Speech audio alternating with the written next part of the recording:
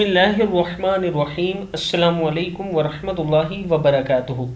عابد راجہ channel کی طرف سے آج میں اپنے دوستوں کو رسول اللہ صلی اللہ علیہ وآلہ وسلم کا ایک بہت ہی پیارا فرمان بتاؤں گا۔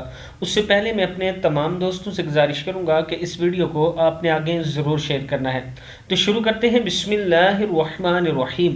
رسول اللہ صلی اللہ علیہ وآلہ وسلم نے فرمایا، جس نے کسی عورت کو اس کے شوہر کے خلاف اکسایا، بدظن کیا، وہ ہم میں سے نہیں۔